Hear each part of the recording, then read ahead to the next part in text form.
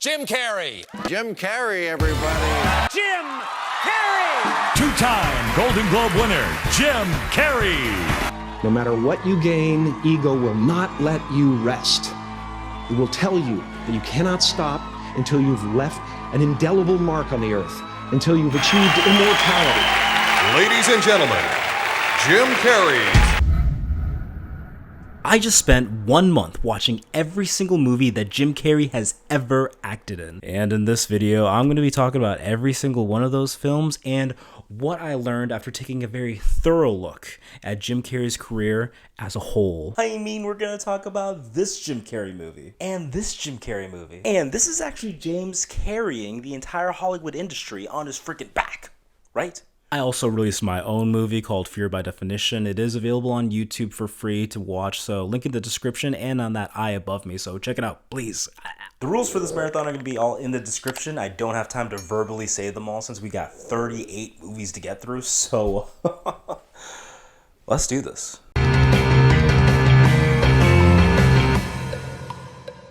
Good evening, ladies and gentlemen. My name is Jim Carrey, and how are you this evening? Alrighty then.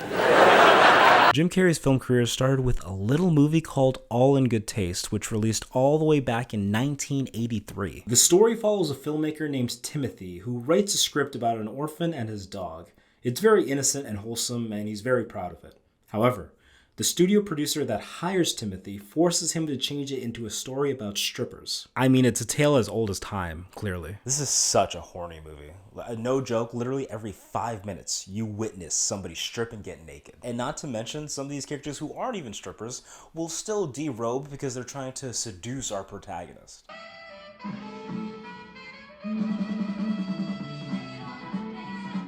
It's also worth mentioning that this movie was almost lost to time. It just really looked like there was no way for me to watch this movie, which is already insane because I just started this marathon and I'm already being met with an obstacle. Until I found out that they actually released All in Good Taste on DVD back in 2003, which I assume is for the 20th year anniversary. And so, 22 years later, I was able to buy this little number off of Amazon. I mean, just look at this DVD cover. Boobs, boobs, Jim Carrey, because he's now famous in 2003. And then, oh yeah, more boobs. Jim Carrey plays a character named Ralph Parker, who is Timothy's assistant. Now, Ralph is only in one sequence of this movie, and he has no dialogue, so you never hear Jim Carrey say anything. Is that him? Yes, I think that's him. That's our boy. Look, there he goes. I want to highlight one scene from every movie we're going to talk about today, and in All in Good Taste, that's pretty easy to choose. Timothy and Ralph visit a nudist camp to do research for this stripper film Tim has to make. They are greeted by this naked woman who tells them that they have to take all of their clothes off in order to go into the camp. So the fellows reluctantly strip down, and then there's just this shot of Jonathan Welch's, who plays Tim, and Jim Carrey's asses on screen as they just walk down the hallway. That's right, folks. Jim Carrey's film debut is him walking around naked in a nudist camp. And that's it, by the way. This is the only time he appears in this movie, and I just couldn't believe it. This was definitely the most chaotic sequence in the film, which in hindsight actually makes a lot of sense. You see, nobody knows it yet in 1983, but the chaos in this scene actually plays exactly into the strengths that Jim Carrey has as a performer. That's all I really have to say about this one. Didn't like the movie, so let's just move on. This then brings us to a little film called Finders Keepers, which released the following year in 1984.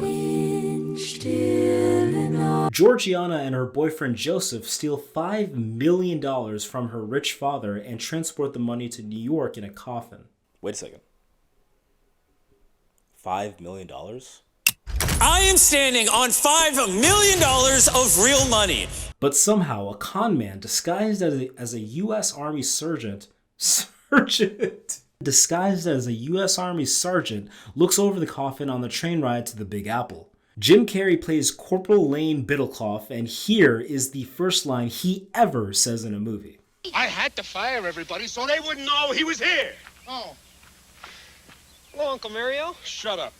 There are so many different cons that are happening in this movie. But basically, everyone thinks Lane is dead, but his uncle, who is the mayor, has to keep it that way. Lane seems pretty blissfully unaware of what's going on, up until he catches the main characters in the act. But I did want to highlight the last scene Jim Carrey is in. His cousin asks about meeting God, and I just love his facial expression in this scene. Says a lot without saying anything. This film is a roller coaster, but I had fun with it. Next up, we got a movie called Once Bitten, and this came out in 1985. The Countess, who is a centuries-old vampire, has to drink the blood from a virgin before Halloween, which is only a week away. Jim Carrey plays Mark Kendall, who is the virgin that she targets. Now, Carrey was playing small roles in the first two movies we talked about, but in Once Bitten, he's definitely one of the main roles, if not the main role. So the story follows Mark, an 18-year-old high schooler trying to get laid, who now has to suffer the symptoms of turning into a vampire. Ooh, I wanted to highlight the scene where Mark goes to visit his girlfriend at work. As she's helping a customer, he begins to act like a chimp and make these crazy faces. He even did a Robert De Niro impression earlier in the flick. These Jim Carrey isms make their debut here and will stick around for the rest of his career. And now we're going to talk about a movie called Mary Sue Got Pegged. No, wait, what? That can't be right. Oh, sorry, Peggy Sue Got Married. Oh, sorry guys, I don't know how that mix-up occurred. But occur, right? Occur. Surprisingly, I've actually seen this movie before. It was in high school. My English teacher showed this movie to us one day. Didn't really remember too much about it. I could only visualize a couple of scenes from it. It's also worth noting that this movie was directed by Francis Ford Coppola, who was already famous off the Godfather movies. So, to me, it's kind of incredible. Only 4 movies in, and Jim Carrey is already working with one of the top directors in the biz. Peggy Sue goes to her 25th high school reunion, and after getting very overwhelmed, she faints and travels back in time to when she was in high school. Now, with the knowledge she has from 25 years from the future, she seeks out to correct the mistakes and regrets that she feels that she has. Peggy Sue Got Married is not only one of the earliest Jim Carrey movies, but it's also one of the earliest Nick Cage movies. Oh God. Now I'm just imagining myself doing one of these videos for Nick Cage. My mom would love that, to be honest. For 2 years, I've done nothing but love you. Fine, I'll prove it to you. I'll show you. I'm gonna be just like Fabian.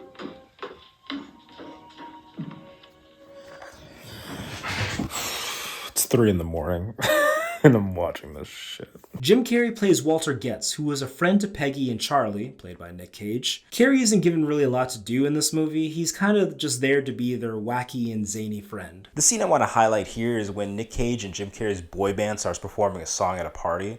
This scene does a really good job showcasing how funny Jim Carrey's physical comedy is. But like I said earlier, Carrey's really only in the movie to fill up their front group, so there's not much else to say about it. We're finally going to talk about 1988's The Deadpool. That's right. You guys may not know this, but Jim Carrey actually played the merc with the ass back in the 80s. Wait, what? Wrong Deadpool? Wait, so if this isn't about Marvel's Ladybug, then what the hell is this movie? The story follows Clint Eastwood's character Dirty Harry, who is on the hunt for the Deadpool serial killer, who seems to be following a celebrity death list that was written by a horror film director played by Liam Neeson. So this movie is interesting for a few reasons. Number 1, the Deadpool is the 5th movie in the Dirty Harry franchise, which I've never heard of.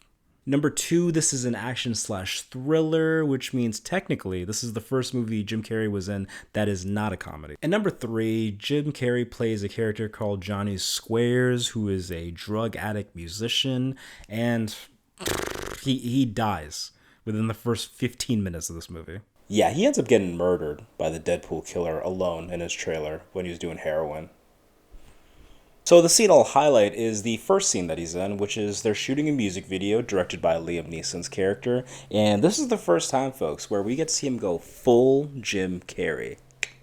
His dancing, his lip syncing, his physicality, it's all textbook Carrey. I mean, this is the stuff why we love him. So at this point I was perplexed, since his character died after 15 minutes, does this mean I can just stop the movie and start watching the next one? Because, technically this marathon is only just for him. But I decided to venture on. We're going to continue watching it just because, there might be flashbacks later in the movie that he'll pop up in, I don't know what shenanigans this movie has in store yet, so let's just keep watching. And also, can I just ask, why does a lot of Clint Eastwood's dialogue is ADR'd?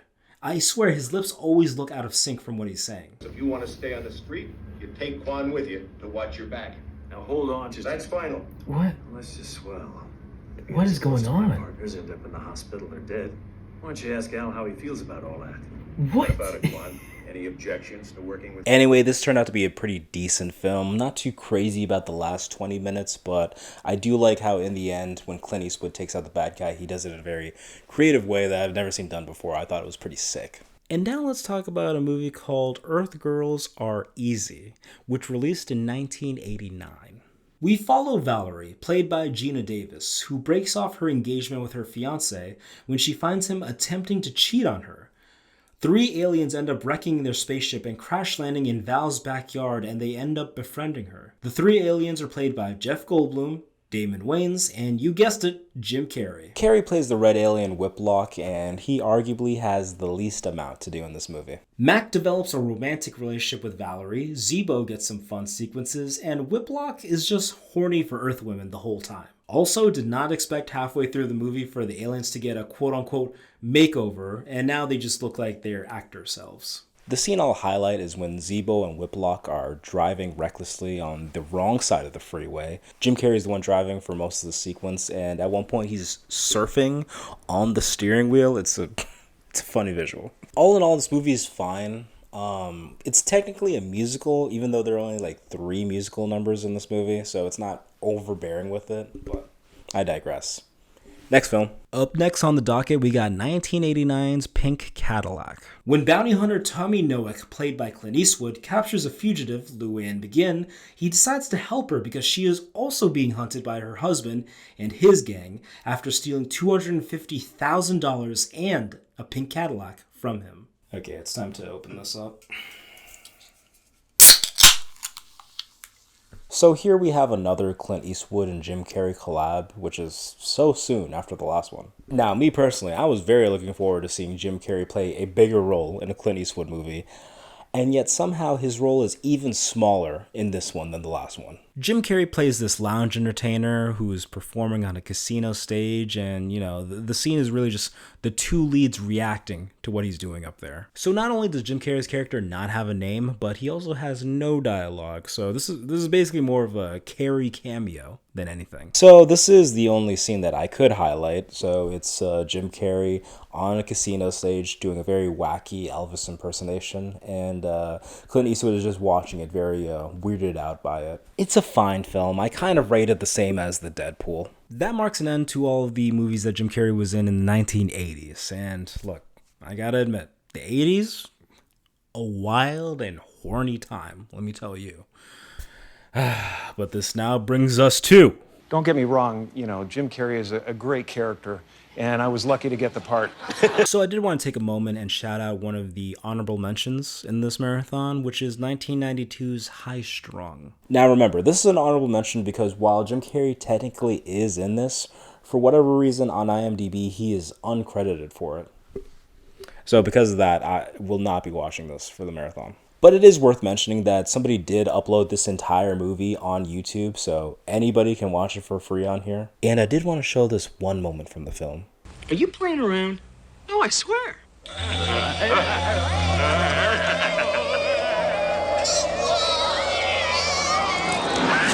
what's the deal, Al? Yeah, I don't know. Let's move on. So here's where Jim Carrey takes a pretty big break from acting in movies, but it's because he's cast in a TV show called In Living Color, which is a sketch comedy show Jim Carrey did with the Wayans brothers and Jamie Foxx. In Living Color served as the perfect playground for Jim Carrey to strive as a comedic performer and was really one of the first stepping stones to make him a household name. Did you know Jim Carrey was going to be that? Yeah, I'm the one that brought Jim to Kenan. So me and Jim used to be in the comedy clubs. Jim Carrey is a master impressionist. Yes. I truly knew he was special. And it didn't take Kenan long to go, he's the guy. Because they saw every white boy in Hollywood for that role. Right. He's given your family and Kenan and yourself your flowers. He says, when Hollywood turned their back on me and didn't believe in me, this black family did, and they gave me a platform. He's our Eminem.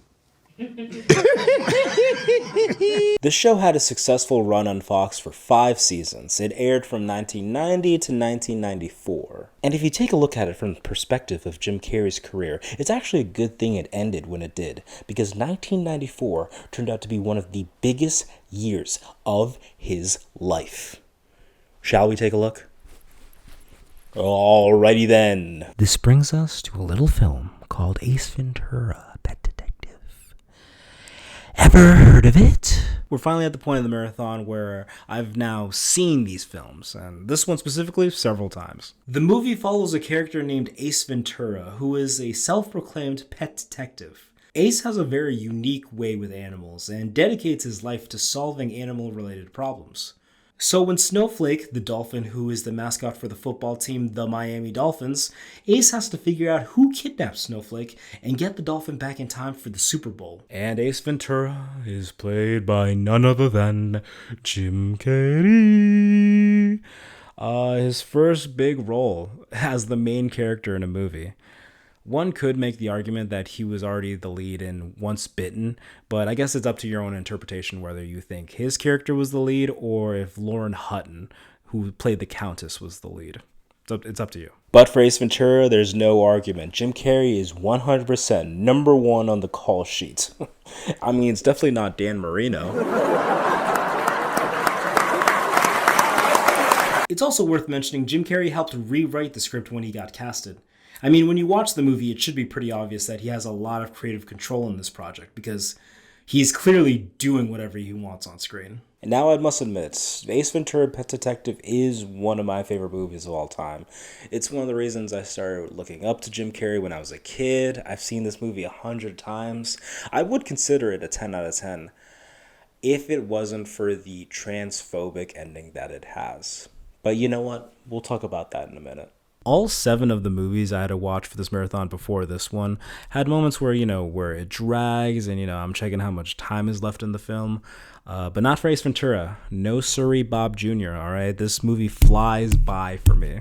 Do you know how hard it is to make every piece of dialogue you have funny? It's damn near impossible. But somehow, Jim Carrey pulls it off here. It's honestly really hard to pick one scene from Ace to highlight. There are just so many good ones. But you know what? Let's go with the one where Roger Predactor is murdered and all of the characters are trying to figure out what happened. Ace is the only one who has it solved and then throws it in everyone's faces, classic Carrey style. I mean, he put all the clues together. He's singing at the top of his lungs. He's doing impressions. He is running this room. And nobody can say anything about it. And he's naked again. God, Jim Carrey bearing whole once again for all to see. Before we move on, Jim Carrey did talk about the way this movie ends. Here's a quote. When it came time to do my reaction to Kissing a Man, I wanted it to be the biggest, most obnoxious, homophobic reaction ever recorded. It's so ridiculous it can't be taken seriously, even though it guarantees that somebody's going to be offended.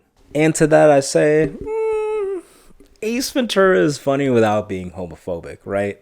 I mean, look, I personally am not triggered by the ending. I do wish, however, that they had just done something else to begin with. This then brings us to The Mask, which also released in 1994. Jim Carrey plays Stanley Ipkiss, who is this shy and introverted bank teller, unhappy with his life. One day he discovers this green mask that gives him the powers to turn into the version of himself that he dreams of being, which is this rich, confident ladies' man, and I want to say Looney Tune. Now, I already considered the Ace Ventura character to be a live-action cartoon, but the Mask persona takes this concept even further. What's cool about this role in The Mask is that it allows Jim Carrey to show some range. By day, he has to play Stanley, who is this timid, awkward guy, but by night, the Mask character is a total wild man who can manipulate and control every situation he finds himself in. So, really, Carrey gets to play 2 characters that are complete opposites. I also wanted to point out that this is Cameron Diaz's first movie, and, playing the lead in The Mask just launched her to superstardom. Do I think she and Jim Carrey had the best chemistry on screen? Not really, but it's passable. It's fine. It's whatever. Highlight scene is when the Mask is surrounded by an army of police officers, so he uses a big, over-the-top dance sequence to escape their grasp. He sings, he dances, he uses his powers to make the cops also sing and dance. Detective Doyle also just wants to join in on the fun on his own accord. I mean, the whole thing is just hilarious. I don't have much else to say. It's a fantastic film. Moving on. Believe it or not, we're not done with 1994, folks, because we still have yet to talk about the pristine picture, Dumb and Dumber. The film follows Harry Dune, played by Jeff Daniels, and Lloyd Christmas, played by Jim Carrey, who are not only best friends, but they may also be two of the dumbest dudes on the planet. When Lloyd falls in love with a woman and finds her briefcase that she left behind, he drags Harry along on a road trip across the country to get it back to her. Now, what separates Dumb and Dumber from movies like Ace Ventura and The Mask is that this time around, Jim Carrey isn't the sole main character. No. He co-leads this movie with Jeff Daniels. And I gotta say, their chemistry is off the charts, all right? It's hard to imagine anyone being able to keep up with the comedy styles of someone like Jim Carrey. But honestly, Jeff Daniels does really good playing off of him.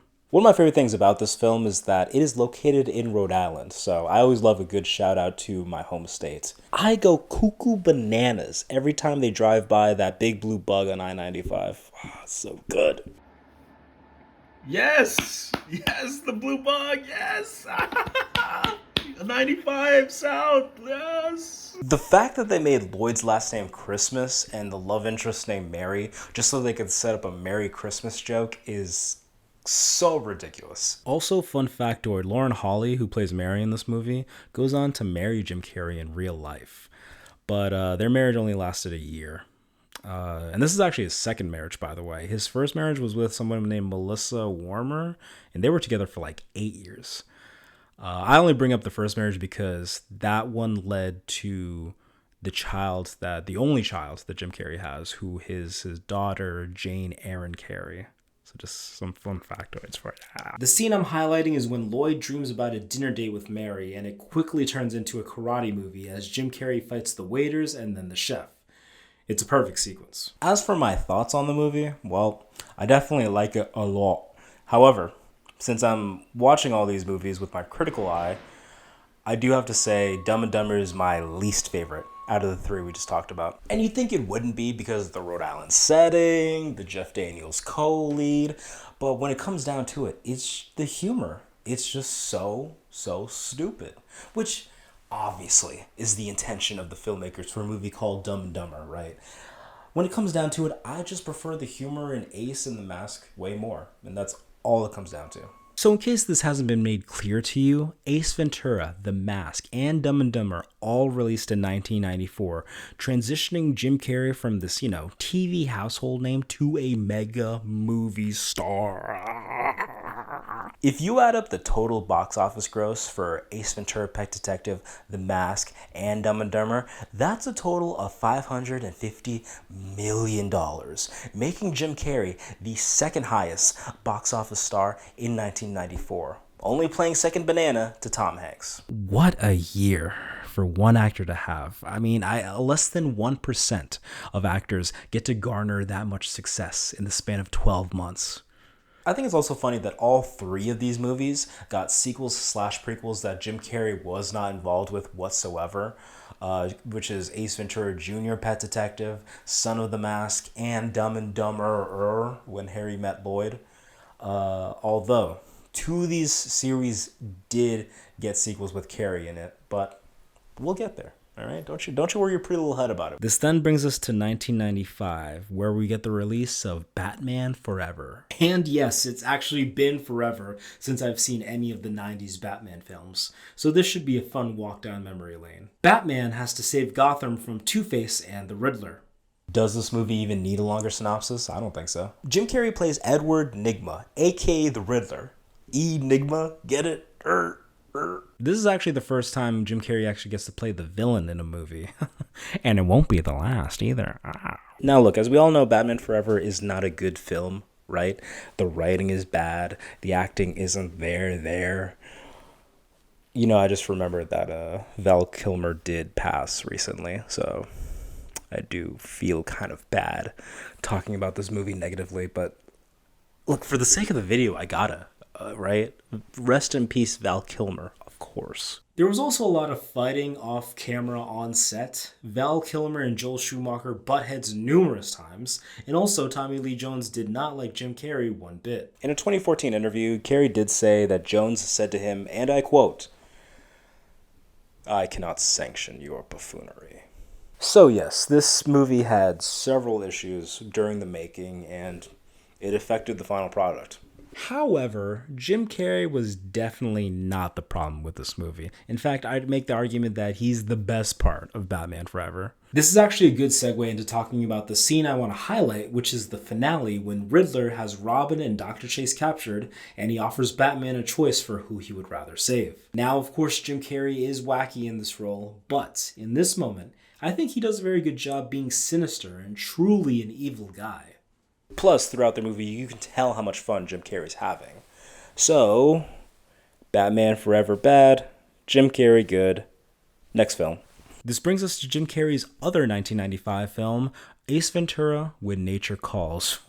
This is his first ever squeakquel, folks. This time around, Ace is hired to come to Africa and recover an endangered white bat before a civil war between rival tribes breaks out. So we've made the situation more interesting in the second movie. Ace is out of Florida and in an African jungle setting, and we learn he has a huge fear of bats, so he's going to be combative with the animal he's trying to rescue. There are poachers, there's a language barrier, etc. This film honestly feels like the plot moves way too slow, solely because they wanted to jam-pack this thing with wacky scenarios to put Ace in. It's truly like wacky sequence, plot, wacky sequence, wacky sequence, wacky sequence, plot, wacky sequence. The scene I'm highlighting, oh man, there's just, again, so many good ones in this one. But I'll go with when Ace knocks out the little Monopoly man and just wears him like an exotic scarf around the party. Every time I watch this scene, I just cry and laugh hysterically because he's just prancing around with a little unconscious man around his shoulders. Everyone's looking at him in horror.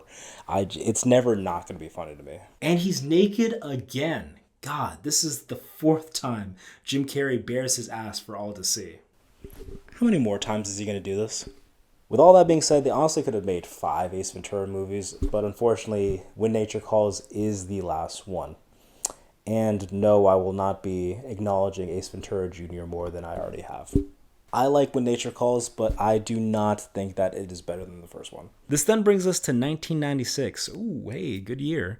And we get a movie called The Cable Guy. And I ain't talking Larry. Dadgum. We follow Steven, whose girlfriend recently broke up with him, thus forcing him to move to a new apartment. When the cable guy comes over, Steve tries to schmooze up to him to install some premium channels for free.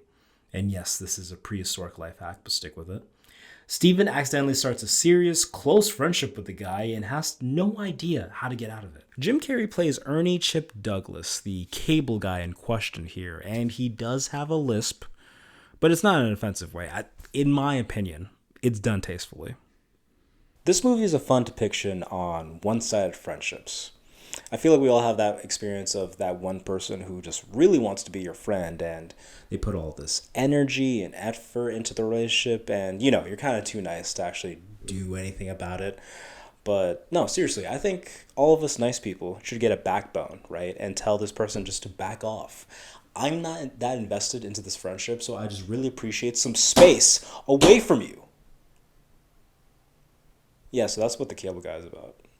Also, this is an all-star cast. You got Matthew Broderick, Jim Carrey, Leslie Mann, Jack Black, Bob Odenkirk, Owen Wilson, David Cross, all being directed by Ben Stiller. I mean, this movie is straight out of UCB. And not to mention, this film is considered a comedy and a thriller, a combination I don't think I've really heard before, so the tone of this is pretty unique to me. My highlighted scene will be when Broderick and Carrey jousted at medieval times. Fun sequence. Now, I must admit, I haven't seen many Matthew Broderick movies, but after seeing him in this, I don't think he's a good actor, right? Like, I don't know, he's just playing him very stiff. And this is a stiff character to begin with, but I don't know, even like the way he delivers lines, it just comes off like off and like weird. Jim Carrey, on the other hand, is carrying this movie. I mean, he's technically not the main character, but the movie is named after his character, so he's definitely the reason people are going out and watching this film. All in all, The Cable Guy isn't my favorite Jim Carrey movie, but I am fascinated with what the movie has to say when it comes to the friendships we make and how we as people consume media. All right, next film. Oh, what do we have behind door number 3? Why, it's none other than the 1997 hit movie Liar Liar. The story follows Jim Carrey's character Fletcher Reed, a lawyer who uses lies to advance his career. When his son makes a wish on his birthday wishing that his father would stop lying, Fletcher loses the ability to lie. Now he has to win a case that would make him partner at his law firm, but by only using his one weakness, the truth. Firstly, I wanted to point out that this is the first time Jim Carrey plays a father in a movie, which is a huge element to his character. I think it's pretty cool that we get to see him do Jim Carrey-style bits with his son. Another interesting thing about Liar Liar is that the comedy is different. Yes, Jim Carrey does a lot of the bits that you would expect him to do, but since his character is forced to only say the truth, it leads to a lot of cringe humor to occur. It's very uncomfortable with how honest he is with the other characters that turns out funny. Also, not to mention, I love the judge in this movie. He has such great reactions to everything that Fletcher does. Oh, the scene I'm highlighting? You'd think I would choose the courtroom scene, which is our climax here, but I'm actually going to go with when Miranda forces Fletcher to tell Mr. Allen, his boss, what he really thinks of him. He thinks he's about to get fired after shitting on him, but to everyone's surprise, Mr. Allen loves a good roast.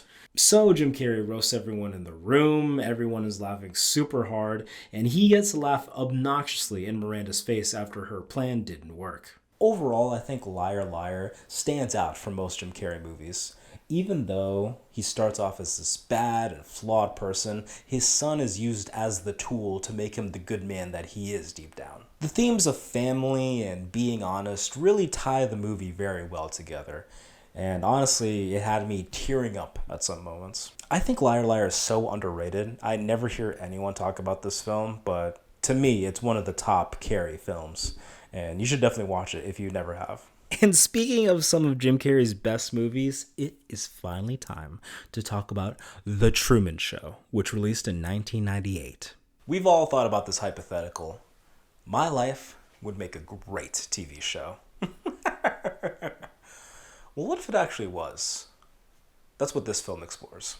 When he witnesses a stage light fall out of the sky, a man named Truman Burbank slowly but surely begins to realize that he has been stuck inside of a reality TV show for his entire life. There's so much that I could say about this movie. First of all, I love how this wasn't filmed as a traditional movie. For the most part, we're seeing things through all the hidden cameras around town, as if we were the actual in-universe audience who watched The Truman Show. It's also crucial to point out that this is really the first time that Jim Carrey steps away from playing the over-the-top, wacky, wild man character. Now, there are definitely Jim Carrey-isms in the DNA of Truman's character, but once he realizes the situation that he's in, he takes it super seriously and makes it his mission to escape. It's honestly very interesting for the setting of this film to be this dystopian sea town, solely because looking from the outside, it just looks like a normal town. But once you actually realize what's going on here, it makes the town just very chilling and creepy. The scene I want to highlight has to be the last scene, of course. Once Truman discovers the exit out of this huge soundstage. Him walking up those sky stairs is an incredible visual, by the way. And then Christof, the guy who created The Truman Show, finally makes himself known to Truman, and they talk for the first time. I'm sure at this point in his career, Jim Carrey had many naysayers complaining that he's just a comedian who overacts in every movie he does, but this scene right here shuts all of them up. This is definitely some of the best acting Jim Carrey has done so far. Truman then says his morning catchphrase, takes a bow, and exits into the real world. I honestly teared up and got very emotional seeing him leave like that. The Truman Show is hands down one of the best Jim Carrey movies out there, and it just became one of my favorites. I'd seen the movie before, but there was just something about this specific viewing that made me appreciate it way, way more. All right, let's follow in Truman's footsteps and move on. Next on the agenda, we have Jim Carrey's other 1998 movie, Simon Birch, and I've actually never heard of this one, so I am very curious to see what's in store here. The story follows Simon Birch, who was born the smallest child in town. He's best friends with a kid named Joe Wentworth. Simon is a big believer in God, and because of his faith, he knows that he is destined to be a hero.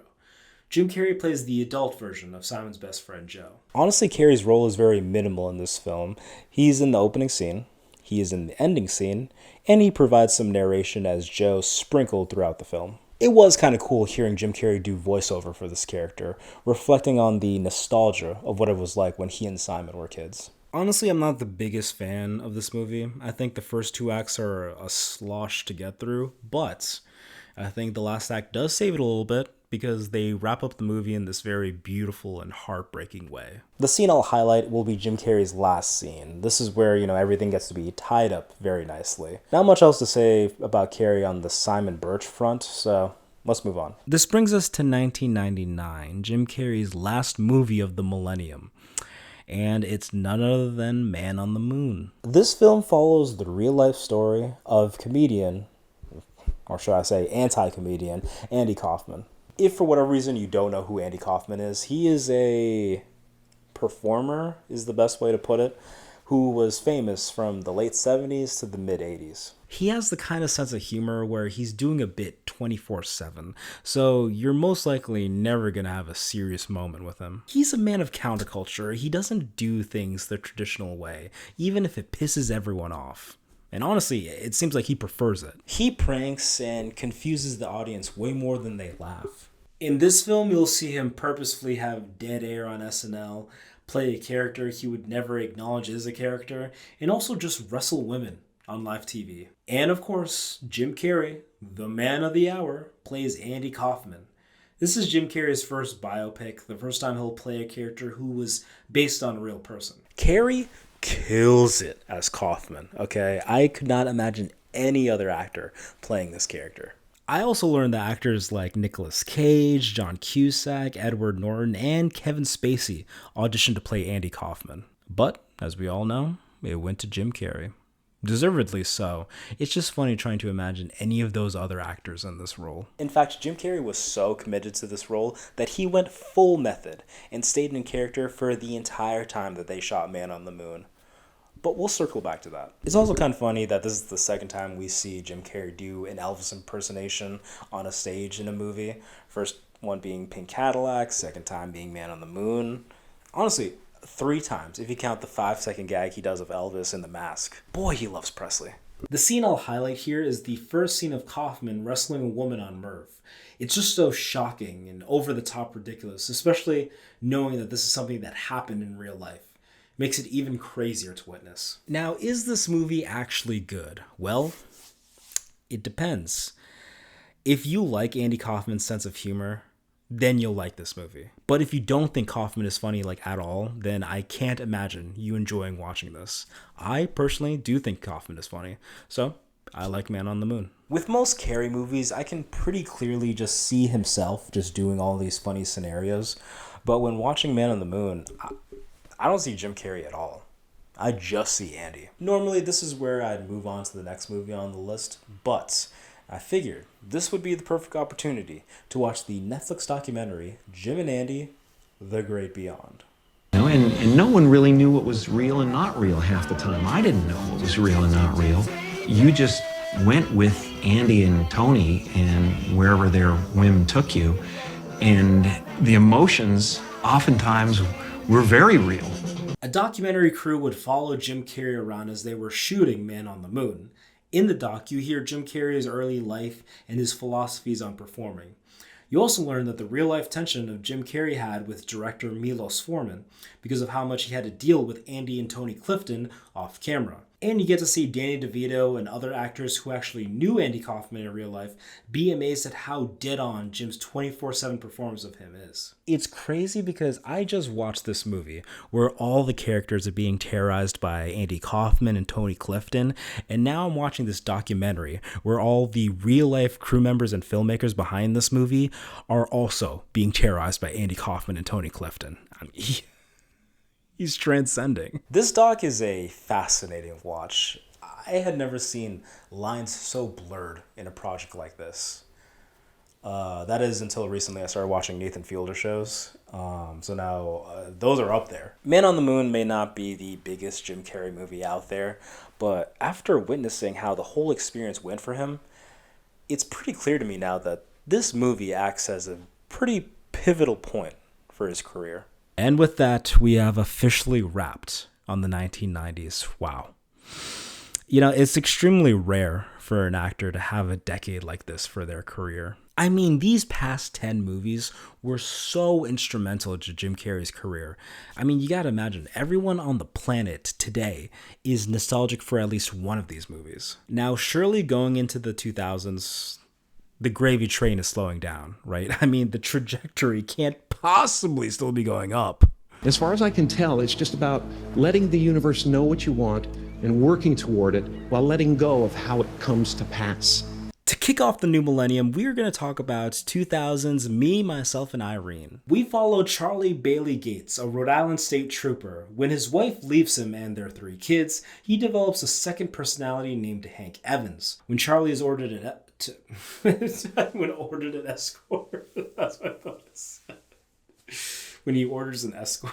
When Charlie is ordered to escort a woman named Irene back to New York, he and Hank have to help her when the bad people she was involved with try to kill her. Jim Carrey reunites with the Farrelly brothers. They had all worked together on Dumb and Dumber, so the whole gang is back together, except for Jeff Daniels, to bring us another slapstick comedy that takes place in Rhode Island. Everything sounds like a recipe for success, and yet I don't like this movie. I don't know what the main consensus is for this movie, but for me personally, I just find that there's a pretty big disconnect when it comes to the dark comedy that this film tries to do. I just don't find a lot of the stuff that happens in Me, Myself, and Irene to be funny. I honestly completely forgot about the subplot with the 3 black sons. They were honestly the best part of the movie. Their scenes were funny, but whenever we got back to Charlie, Hank, and Irene, I could care less about what they were up to. Some motherfucking toothpaste. I gotta get out of here. I don't want to have to bust a cat. Kisses? Daddy. The scene I'll highlight will be when Charlie and Hank have their confrontation, and it's just Jim Carrey beating himself up at a train station in front of a big crowd. I think it was executed pretty well. All in all, this film was pretty disappointing to me, but they can't all be winners. We did get Jim Carrey back in Rhode Island though, so that will always be a win to me. Next! This then brings us to Jim Carrey's other 2000 movie, How the Grinch Stole Christmas. As the Who's in Whoville prepare for Christmas, the Grinch looks for new ways to ruin everyone's favorite holiday. The Grinch decides to dress up as Santa and steal everyone's gifts and decorations. Will he be successful in his goal of destroying Whoville's Christmas? Jim Carrey, of course, is playing the Grinch here, which, you know, he loves his green characters, what can I say? Not only is he playing a very iconic Dr. Seuss character, but he's also starring in a movie that people are automatically going to traditionally watch once a year around the holidays. But I'm just going to say this now, if that's all right with everybody. I just don't like this movie. Hot take? Probably. I should like it. Jim Carrey, Grinch story, Christmas. I mean, it has all the ingredients for a successful recipe, and yet there's something just very odd about this film. I'm not really a fan of the way they shot this film. You know, they use a lot of Dutch angles, and I don't really understand why. And there's just something off about the editing. You know, there's like this air of awkwardness throughout the whole movie, and I'm not a fan of it. Now let's talk characters, okay? The Grinch I like. Cindy Lou I like. Oh, yeah, everyone else I hate. I no other character in this movie I like. Ask yourself this. Did the Grinch really need a love interest? No. Not really, no. The scene I'll highlight is when the mayor embarrasses the Grinch in front of everybody. So the Grinch goes full mask off. He explains the hypocrisy of Christmas, shaves the center of the mayor's head off, sets the big Christmas tree on fire, and my favorite part is when he grabs a mistletoe, puts it on his ass, and tells Whoville to kiss it. So in conclusion, I want to like this movie, but I just don't. So it's not something I watch every Christmas because of all of the reasons that I've listed. Okay, next. The year was 2001. The movie was called The Majestic. This is another movie I've never heard of, so I have no idea what I'm about to watch. The story follows Peter Appleton, an up-and-coming Hollywood screenwriter. Out of nowhere, he's blacklisted from the industry after being accused of being a communist.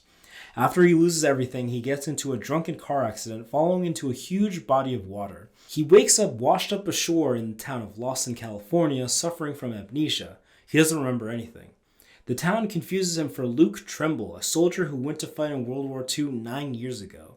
So now Peter has to remember who he really is and figure out his true place amongst the people of Lawson. Whew, that was the longest summary I've had to do so far.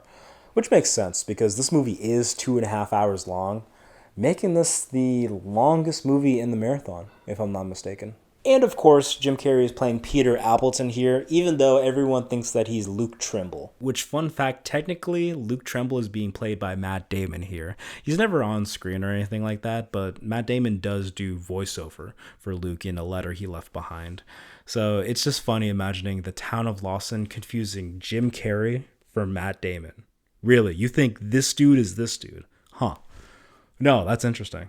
That's real. I got to think about that. I ended up liking this movie. It turned out to be a nice surprise, although it does have its problems, but we'll get to that. So not only is this the longest Jim Carrey movie out there, but he also plays a very serious and tragic character here. Peter Appleton rarely does anything for a laugh. It's very refreshing to see Jim Carrey take on a role that requires him... It's just very refreshing to see Jim Carrey take a role that requires him to be completely out of his natural performance. Especially when you're marathoning all of his movies, like this guy is. This actually leads into the scene I want to highlight here. When Luke's father, Harry, is on his deathbed and is comforted by Peter, who he thinks is his son, Peter struggles to figure out if he should tell Harry the truth. But he then decides to keep the Luke act up so that Harry can pass happily. And when he does die, Peter just sits there and sobs as if he actually did just lose his father. Some really good acting from Carrey. Agreed to be forthcoming, I insist you do so. Well, I went as a horny young man. That's literally verbatim what I thought he was going to say. Wait a second. Am I Peter Appleton? Now, my issues with this movie is really just revolving around the main conflict of the story, which is that Peter needs to prove to America that he's not a communist. I'm just not a fan of a story where the antagonists just try to gaslight our main character into thinking that there's something that they're just not. As an audience member, I know that Peter's not a communist, and yet the committee refuses to back down from their claim. How would I find that compelling? Like, at all. It also just reminds me that America hasn't changed over the past 70 years, solely for the fact that there is an active witch hunt happening in this country right now that's eerily similar to the Red Witch Hunt that happened in the 50s that this film portrays. Yeah, it's just, the whole thing just makes me mad. But other than that, I enjoy other aspects of the film, like the performances, the score, the overall message. Yeah, it's a pretty good film overall. Kind of crazy no one ever talks about it, but next. There was no 2002 movie for Jim Carrey, so this brings us to 2003, where we get one of my favorites, Bruce Almighty. When Bruce Nolan loses out of his Anchorman promotion, he lashes out and blames God for everything going wrong in his life. So God decides to give Bruce his job. Now with the powers of God, Broad has to... Broad? Did I call him Broad? Now with the powers of God, Bruce has to figure out how to fix his life and everyone else's as well. Jim Carrey is playing Bruce here. Imagine a movie where Jim Carrey plays God. I mean, the film pitches itself quite easily. And not to mention, Bruce Almighty is Carrey's biggest opening weekend. Morgan Freeman plays God, and honestly, this movie is the reason a lot of us look at Morgan Freeman as God. Jennifer Aniston plays the love interest. Steve Carell is the rival, and this is actually the first of 3 movies that Jim Carrey and Steve Carell are going to do together. This movie is really good. It's got a bunch of fun Jim Carrey sequences in here, combined with the heartbeat of the film, which is the overall message. And that is We cannot depend on God to grant wishes for us like a genie. No. The human experience revolves around us working hard to reach the goals that we set for ourselves, thus leading to our overall happiness. And I think the movie says it in a very beautiful way. The scene I'm highlighting is when Bruce meets God in heaven after dying and prays for Grace's happiness. Every so often I think about the speech about love. It's written very well, it's performed very well, and this scene continues to live in my head rent-free. Not to mention, I shed tears every time I watch it. We'll see her always, as I do now.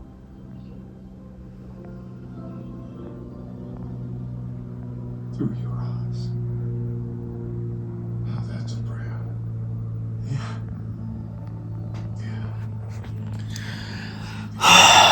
God, every time I watch this. Overall, I love Bruce Almighty. I think most movies that have very religious parts to them come off very preachy, but it's done quite tastefully in this movie. So, let's move on. Next up, we're headed to 2004, so it's time to talk about Eternal Sunshine of the Spotless Mind. The movie revolves around Joel Birch, who finds out that his ex-girlfriend Clementine had undergone a procedure that erased their entire relationship out of her memory. So the heartbroken Joel decides to undergo the same procedure, only to realize about halfway through that this was a huge mistake and he does actually want to remember everything they went through together. Will he find a way to save her before she's completely erased from his head? Huh? Will he? I feel like this is a premise that we could all really relate to. Think about that one relationship you were in that you wish you could forget all about. Now, what if you actually could erase that person from your memory entirely? Would you? That's what this movie explores. And might I say, it does it quite beautifully. Jim Carrey plays Joel, and here's another performance that is very unlike the Carrey that we usually see on screen. Joel is this very quiet and introverted person. In fact, we might as well do this now, but the scene I'm highlighting is at the beginning when Joel and Clementine first get to talking on the train. This scene may be one of the first times Jim Carrey is not the wacky character in the scene. The roles have reversed. Kate Winslet as Clementine gets to be the funny and extroverted character, while Jim Carrey is the serious straight man. He does a really good job here. He's avoiding eye contact with her, none of her jokes are landing with him, and he just wishes that the interaction would end. I really like how they decided to tell this story. You know, not only are there twists, but we get to see how their whole relationship played out backwards, you know, Memento style. Also, I really like how the movie doesn't shy away from characters who will use a procedure like this for nefarious reasons. And the visuals that they come up with this film are real nice. Overall, I think this movie does a really good job showing that true love can be very painful and that you shouldn't regret it when it ends. You should be happy that you had someone in your life who made you feel so comfortable, so seen, so warm in the first place. Because let's face it, a lot of people out there may not have those same experiences like you did. I think Eternal Sunshine of the Spotless Mind is right up there with The Truman Show, at the top of Jim Carrey's catalog. All right, next film. Okay, we now have Jim Carrey's other 2004 movie, Lemony Snicket's A Series of Unfortunate Events. After their parents die in a mysterious fire, the Baudelaire children inherit a huge fortune. When they are sent off to live with a man named Count Olaf, they quickly find out that the Count wants to steal their fortune and is willing to do anything to get it. You know what I just realized too is that one of his early movies, Jim Carrey had to go up against a countess. And now 20 years later in his career, now he's the Count. Dude, counts and countesses are so evil. Oh my god. This is actually based off the children's books of the same name. Now, as a kid, I actually read all of these books. So once I heard they were making a movie out of it and Jim Carrey was going to play Count Olaf, I was elated. He's come so far, Jim Carrey. Now, after watching this, it's pretty clear that Carrey's having a lot of fun in this role. He's playing this dastardly thespian who turns into a real villain. He also is chewing up every bit of dialogue he's got, and apparently he got to do a lot of improv as the Stefano and Captain Sham characters. So, yeah. Jim Carrey steals this film for sure. I also wanted to point out that the casting they did for this movie was crazy, right? Because they got Jim Carrey, Meryl Streep, Jude Law, Dustin Hoffman, Billy Connolly, Jennifer Coolidge, Cedric the Entertainer, Catherine O'Hara, and of course, the actor who played Peter Pettigrew. He was Ron's rat the whole time. Can you believe it? I like this movie a whole bunch, but I could do without the CGI Sonny Baudelaire. Fetching and biting for hours on end. In the case of... I did want to acknowledge the weird subplot of Count Olaf trying to marry a 14-year-old Violet, but he only does so because he really is just after their money and not because he's attracted to Violet, thank God. Also, they made Jim Carrey say a slur, right? And I don't appreciate that. Not me. Voila! The scene I'll highlight is when the children make pasta puttanesca for Olive. The scene I'll highlight is when the children make what the fuck? The scene I'll highlight is when the children play. Oh my god.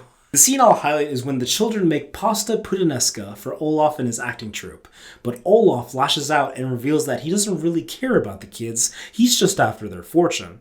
Jim Carrey does not hold back in this scene, and he's really good at playing such a heartless villain. You know, it really is a shame that they only made one of these movies. There were plans to do sequels and continue the story, but because that there were changes up in management at Paramount, it delayed the process, and, you know, the actors playing the Baudelaire children got way too old at a certain point, so it didn't work out. Jim Carrey was very down to come back and do more Olaf. He was very drawn to the idea of playing all these characters that Olaf comes up with throughout the book series.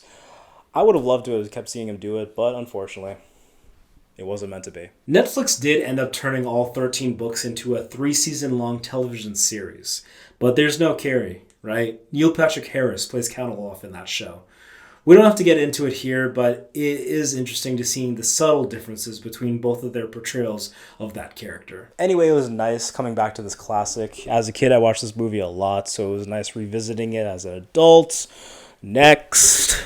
2005, Fun with Dick and Jane. Let's just get right into it. When Dick Harper receives the promotion of a lifetime, the company immediately goes under, leaving him and his wife Jane jobless. After trying to live their lives morally correct, they turn to a life of crime to keep up with all of their financial obligations. Jim Carrey plays Dick Harper here, and his hair is short because he had shaved his head bald when he was filming A Series of Unfortunate Events. I'm not going to sugarcoat it, this film isn't the greatest. We get some fun Jim Carrey gags here and a semi-interesting premise, but ultimately, it is kind of just forgettable. But that just may be how I feel, and you know, I might be just saying this because of the circumstances of this marathon I'm going through, and I'm actively comparing it to other films in Carrey's catalog. But weirdly, the subject matter that happens in this film feels very relevant to the stuff that's going on today. Very impressive for a movie that just turned 20 years old. You know, when it comes to the top 1% screwing over their employees for their own monetary gain, but especially seeing Jim Carrey's character being deported by INS.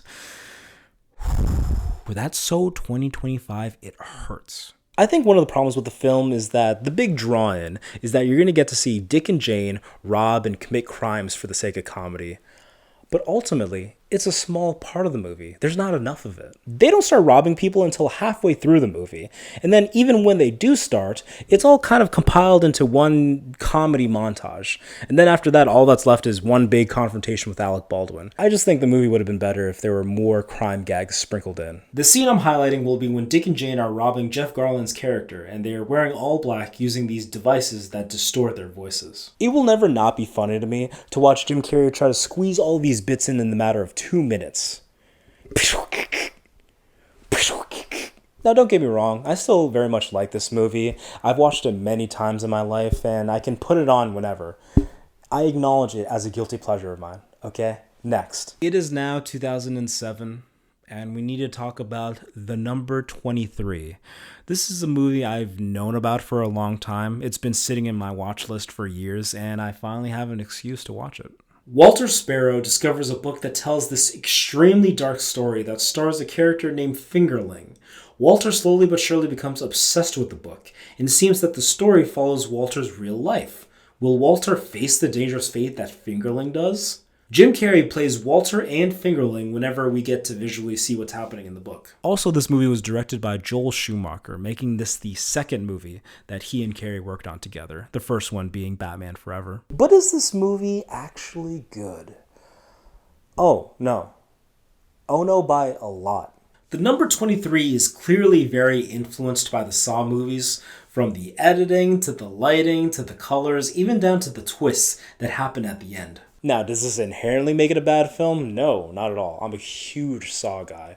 I just think the problem with the number 23 is that it thinks it's more of an interesting film than it actually is. Look, it's cute when Walter gets all paranoid that he sees the number 23 everywhere.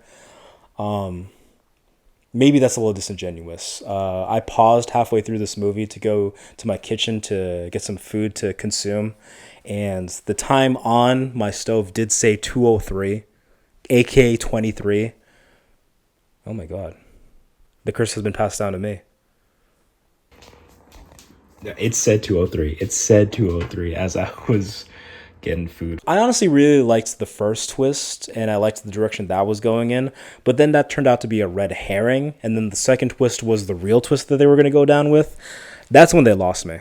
But if we're focusing on Jim Carrey specifically here, this is the first thriller/mystery movie he's done, so I don't think he's necessarily the problem here, but I wouldn't be surprised if he found this role to be very challenging for him. Overall, I didn't really like this movie. Probably will never watch it again.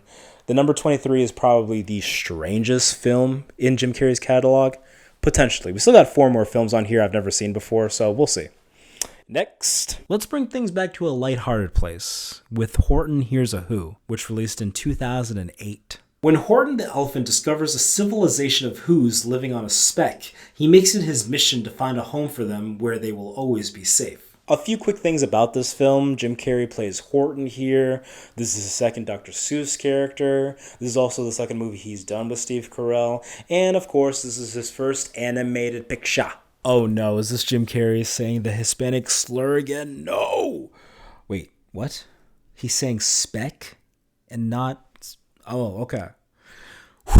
What a relief. When looking at the Grinch and Horton, these are very 2 different characters. So you would think they would get 2 different actors to play them, but no.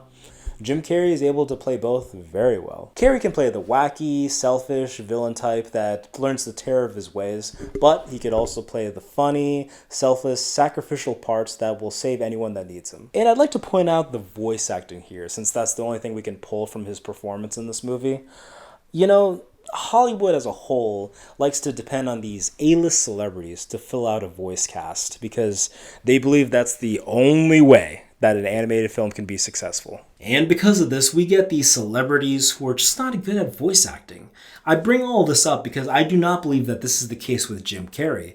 He's already a performer who does a lot of voices and impressions, so his bits fit pretty well in this medium. I really wanted to focus on the voice acting he does in this role, really because this is the only thing I can go off of when it comes to his performance, and I'm kind of surprised he doesn't do more of this. I think he's really good at it. I don't know, I guess he just prefers the physicality he can put into a role. The scene I'm highlighting is the last small speech he makes at the end, pleading with the creatures of the jungle to believe him. He sticks with his morals and is unwilling to sacrifice who he is inside just to please others, which is really noble. Anyway, I like Horton Hears a Who. It's a fun kids movie and I really like the humor. Next. And now we go to Jim Carrey's other 2008 movie, Yes Man. Carl Allen is someone who feels stuck in his life and feels very negative towards everything. When he goes to a self-help seminar, he takes an oath to say yes to every opportunity that comes his way. Will his life actually improve once he is forced to say yes to everything? Jim Carrey plays our protagonist yet again, Carl. I kind of lump Bruce Almighty, Fun with Dick and Jane, and Yes Man all into the same category. They kind of all look the same to me, just with a zany premise for Jim Carrey to be in. In terms of quality, I would probably put Yes Man in the middle of these two. I think it has better bits than Fun with Dick and Jane, but I like the overall message of Bruce Almighty more. Yes Man does have some pretty fun sequences. I do like Zooey Deschanel in here, and the movie does motivate me to be less of an introverted person and put myself more out there. Also, there's an update to the naked counter. He does wear a hospital gown, right? But you can see Carrey's ass pretty clearly in one of the shots. Don't know if that counts, but let's just mark it as a 0.5. The scene I want to highlight is Oh boy. Let's go with when Jim Carrey prevents Luis Guzman from jumping off the building by performing that Third Eye Blind song. It's cool to see Carrey play guitar and sing a big musical number. Anyway, this movie is fine. You know, it's fun for background noise and nothing really groundbreaking about it, so there's not much else to say about it. So, next! We're on to 2009. Jim Carrey has 2 movies in this year, and somehow I missed both of them. Don't really know how that happened, but 2009 is one of my favorite years, so let's just get right into it. It's time for I Love You, Phillip Morris. After Steven Russell gets into a bad car accident, he vows to stop hiding and living the way he wants to, which involves coming out of the closet, divorcing his wife, moving to Florida, and becoming a con man to pay for a luxurious lifestyle. When he's put in prison, he meets Phillip Morris, and the two fall madly in love. Steven decides to con his way out of getting them both out of prison and returns to a life of crime in order to get them everything he thinks that they deserve. Whew, can I just say that this movie took me by complete surprise. I had no idea what was coming next, and it kept me on my feet the entire time. Jim Carrey plays Steven Russell, who is this gay criminal con man who will do anything to invade prison and steal insane amounts of money for himself. So, suffice to say, he has never played a character like this. Also, bad haircut, right? Like I know it's intentional, I know that. I just hate looking at it. Ian McGregor plays Phillip Morris here, and I think both of these actors do pretty well disappearing into their roles. And you get Leslie Mann in this. She and Jim Carrey reunited. Last movie they did together was The Cable Guy, which we talked about 40 minutes ago. This film definitely felt like a breath of fresh air for me, just because after just seeing Yes Man, I had already seen that a dozen times, and given the nature of this marathon, the Jim Carrey bits are just starting to feel stale to me. And I can't believe I just said that. Hello? What? Huh? I thought that would never be the case for me. I guess my one gripe with I Love You, Phillip Morris is trying to pin down the genre of this. Apparently it's considered a black comedy, which I find to be a stretch just because I don't think I laughed when watching this movie. No, actually I did when the white guy dropped the N-word. Ain't that expensive? Yeah, it's expensive, he says. I'm a Jew, you nigga.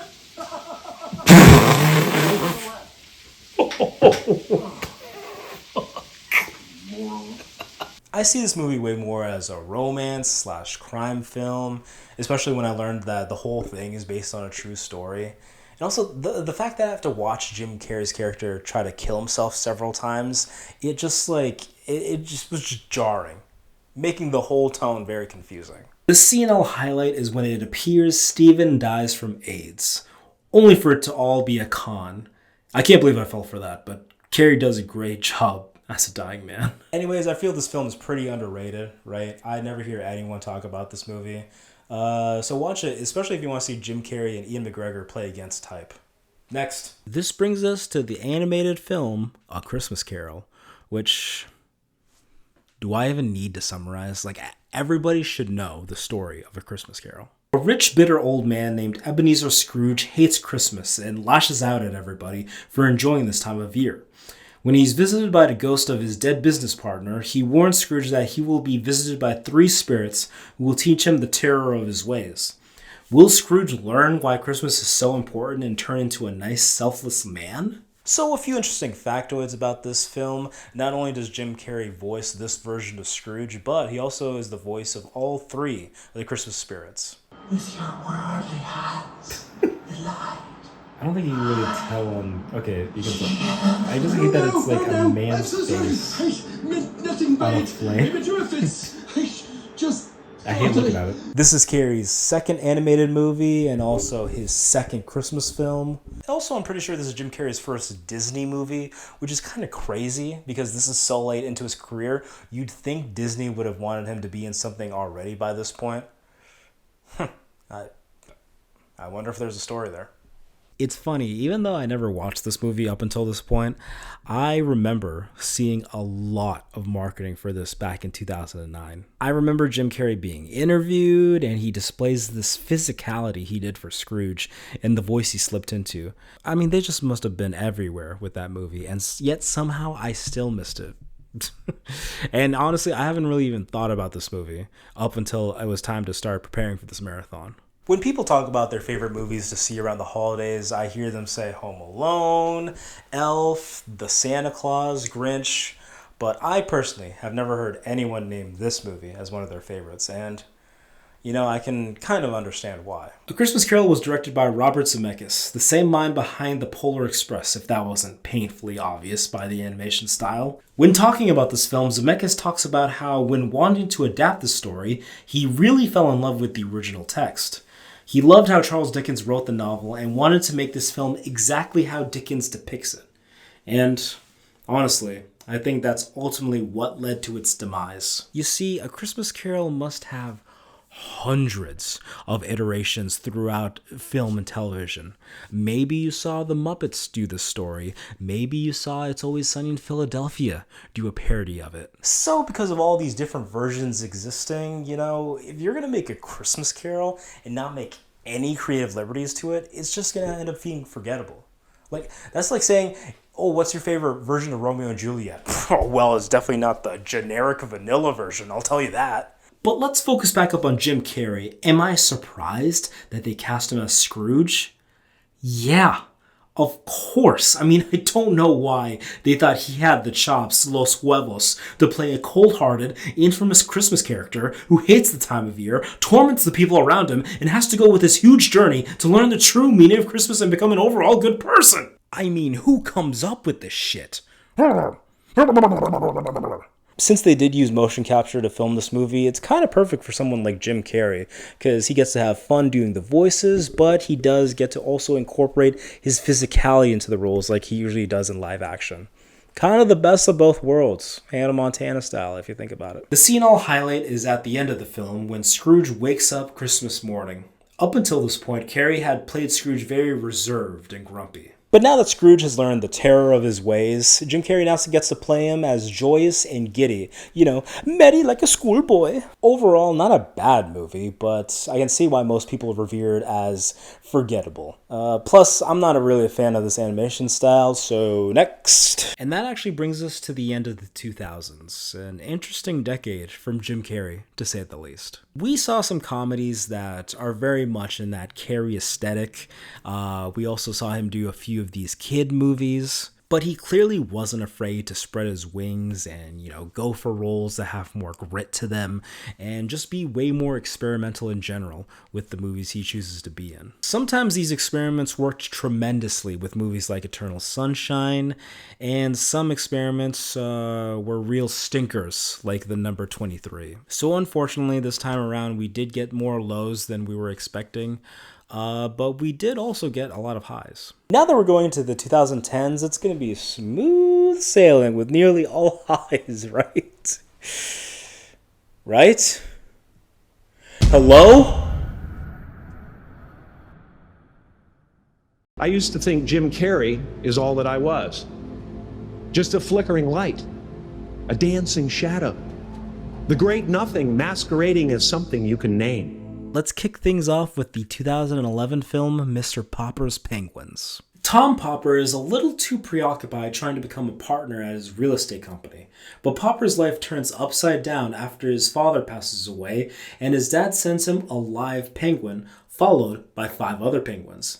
After being stuck with these 6 penguins in his huge New York apartment, Popper starts to realize that they will play a big role in fixing his relationships with his ex-wife and their children. Jim Carrey plays our titular character, Mr. Popper. And can I just say something? Including this movie, the past 5 films Jim Carrey has been in are all based off of books. Some of the older ones are as well, but it's just insane.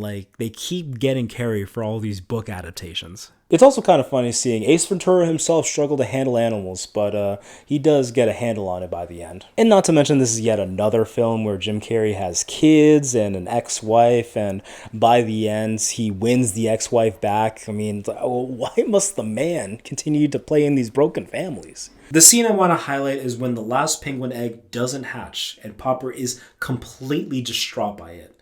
He has very little dialogue, and you can see how important these penguins have become to him. I do want to point out that the pacing gets weird in the third act. You know, he loves the penguins and is excited for the babies to hatch, but then tragedy strikes, so he quickly gets rid of them all and goes back to his regular life. But then as soon as he finds his dad's letter, he's like, no, wait, the penguins should stick around.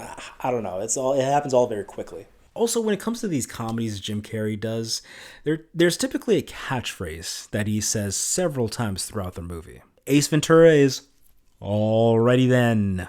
Dumb and Dumber is, I like it a lot. You know, Truman Show, Bruce Almighty, you name it. But hearing, yeah, absolutely, in Mr. Popper's Penguin several times is kind of a desperate attempt at that. I don't have much else to say about this film. I do enjoy it to some extent, but I'm pretty sure I haven't seen this movie since it came out in theaters like 14 years ago. So it probably would rank lower if I were to rank these movies. But what makes me sad at this point is that Mr. Popper's Penguins is one of the last traditional Jim Carrey movies we will get. Let's move on. This brings us to 2013, where we kind of have 3 films to discuss here. The first one being the incredible Burt Wonderstone. Burt Wonderstone and his childhood friend Antoine fulfill their lifelong dreams of becoming huge Las Vegas magicians. But Burt has come to a place where the money, fame, and sex have given him a huge ego, and he phones in every performance. With the help of his new employee Jane, a rivalry with an up-and-coming street magician, and connecting with his idol, Burt must find a way to recapture the magic. Burt Wonderstone is being played by Steve Carell here, and Jim Carrey is being played by the street magician, or should I say street masochist, Stephen Gray. And also, Tony fucking Soprano is here for some reason. This is the last of the Jim Carrey, Steve Carell trilogy. I don't know how they did this, but stick with me here. In Bruce Almighty, Jim Carrey plays the lead and Steve Carell is his rival. In Horton Hears A Who, they're very much co-leads, you know, both the main characters of that movie. And then in the incredible Burt Wonderstone, Steve Carell is the lead and Jim Carrey plays his rival. Impressive. Boom. This is also the first time Jim Carrey has actually double-dipped in character names. Over the past 30 movies we just talked about, he has always had a different name up until now. Because he's a Steve here. And he was already a Steve in I Love You, Phillip Morris. Now getting to the actual Burt Wonderstone movie here, you know, I haven't seen this movie since it came out in theaters, and boy oh boy, I forgot how bad this film was. Now, one of my main issues with this movie is that the main character, Burt Wonderstone, is just a huge asshole. Now, one may argue, like, you know, sometimes main characters have to start off bad so they can end good by the end of the movie. Totally agree. Definitely. Classic character arc. However, I don't think this jackass was redeemed at all. I think he got humbled in this movie, for sure. You know, I think this is just a case of, like, the movie showcasing the difference between being humbled and redemption. And I'm also just finding out that this script had over 14 fucking rewrites, which can never be good. But let's get to Jim Carrey's character here. He has a unique look that he's never had before. I mean, Carrey hasn't rocked the blonde since Earth Girls Are Easy. And actually, Steve Gray is the other big problem with this movie. You know, when pitching a movie where Jim Carrey and Steve Carell are going to play magicians, sounds like a hilarious concept. And somehow, it's not. I think a lot of comedy was supposed to derive from all the masochist stunts that Jim Carrey's character does, but honestly, they just come off cringy and frankly painful to watch. I guess the scene I'll highlight is the magic off that Burt and Steve Gray have at Doug Money's son's birthday party. Watching Steve perform all these painful quote-unquote magic tricks that are definitely not for kids just goes to show he'll do anything to upstage Burt. A real mask-off moment for Jim Carrey's character. Anyway, as you can see in the budget to box office ratio, it's a pretty clear indicator of how nothing this movie is. And to pull someone like Tony Soprano into this just makes me sad, dude, because he died in 2013. Oh wait, hold on a second. He died like 3 months after this movie came out. Wait, please don't tell me the incredible Burt Wonderstone is the last project James Gandolfini worked on. Oh no. We have to move on. I can't. Next up is Kick-Ass 2. After the events of the first movie, Kick-Ass had started a movement motivating many everyday people into dressing up in costumes and becoming their own superheroes. After Hit Girl is forced to retire, Kick-Ass joins up with a group of vigilantes to keep peace in New York. That is until Red Mist, now rebranded as the Motherfucker, plans to seek revenge and kill Kick-Ass once and for all. God, I forgot how nerdy and dorky Aaron Taylor Johnson looks in these movies. I'm just so used to the jacked, handsome version we know of him today. Jim Carrey plays Sal Bertolini, also known as Colonel Stars and Stripes. Between playing the Colonel and Steve Gray in the last movie, Jim Carrey's getting into this groove where he's playing characters where at first glance you wouldn't realize that it's him. I've seen a lot of people realize that the Colonel was Jim Carrey like way after. And I don't blame them. The haircut, the eye mask, he does a really good deep New Yorker voice. And even in his last scene when the mask is off, it still doesn't look like him. He's got some sort of prosthetic on. It's pretty impressive. And not to mention his performance is different from the usual. You know, this character is a former mobster, born-again Christian, turns his life around to lead this group of vigilantes trying to do good. The Colonel is unhinged, he loses his temper, he smiles as he beats bad guys down, and even his dynamic with his dog, Eisenhower, adds to how great it is. The scene I want to highlight is, of course, when the Colonel leads the gang to take down this prostitution ring. Jim Carrey gets this big fight scene getting to look like an action star for the first time. In this sequence, he looks equally unhinged and badass, and I love it. I truly get giddy every time I watch this scene. I just rewatched it again as I was rewriting this. Now, before we move on, I have to bring up the fact that Kick-Ass 2 does hold Jim Carrey's first big controversy. One could make the argument while shooting Man on the Moon, things got pretty controversial. But this time around, things definitely do go up a whole new level. For those of you who don't know what I'm talking about, the TLDR is Jim Carrey did enjoy being a part of Kick-Ass 2 as they were shooting. However, a month after they wrapped, the real-life Sandy Hook school shooting took place. And once Carrey saw that tragedy unfold, much like the Grinch, he had a change of heart. He could no longer in good conscience support a film with that level of violence because it felt too real with what was going on. So when it came time to market Kick-Ass 2, he simply refused to do any interviews or promote the movie in any way, shape, or form. And because of this decision, he faced some backlash from people who also worked on this film and from some of the viewers as well. Look, is Jim Carrey in the wrong here? I don't think so. I understand that the message and the theme of Kick-Ass is that you shouldn't go out there and commit all this violence for real. But at the end of the day, you know, fucked up things happen in this world of ours, and there's no telling how deeply that stuff is going to affect us. So am I going to be mad at Jim Carrey for sticking with his morals? No. Overall, Kick-Ass 2 is a decent sequel. Definitely not as good as the first one. But did you guys know there was an after credits scene in this one? I didn't know that until this viewing. Man, they do so much foreshadowing in 2 because they really thought they were going to make 3 and then just didn't. Although, from what I'm hearing these days, it looks like some stuff is finally going to happen. Matthew Vaughn just got the rights back to the Kick-Ass universe, so I think he's trying to do a lot with spin-offs and prequels in this world. So yeah, I think we can expect some more Kick-Ass stuff soon. We'll see. Next. Now, before we can officially move to 2014, there is one last 2013 film we have to talk about. And yeah, that leads us right into our second and final honorable mention, Anchorman 2, The Legend Continues. That's right, for whatever reason, on IMDb, Jim Carrey is uncredited for this movie, but he clearly makes a cameo in it as the captain of the Canadian news team during the big cameo fight at the end. But rules are rules, so I did not watch Anchorman 2 for this marathon. Actually. And also, I will not be counting this movie as the fourth film that Jim Carrey and Steve Carell team up for, because it's not really a team up when one of them is only in this movie for 10 seconds. Now, is it? Yeah, absolutely. Let's move on. 2014, which means it's time to talk about Dumb and Dumber 2. After Lloyd pulls off a 20-year prank on Harry, the two discover that Harry has a long-lost daughter, so the dumbass duo go on another road trip to meet her. Wow, a lot to set up here. First of all, Jim Carrey reunites with the Farrelly brothers, making this their third film together. Jim Carrey also reunites with Jeff Daniels as co-leads. This is also the third Jim Carrey movie that takes place in Rhode Island, and oh yeah, the first Jim Carrey squeakquel in 19 fucking years. The last one being Ace Ventura: When Nature Calls. After taking a very extensive look at his catalog, it's very clear to me that the man doesn't do sequels.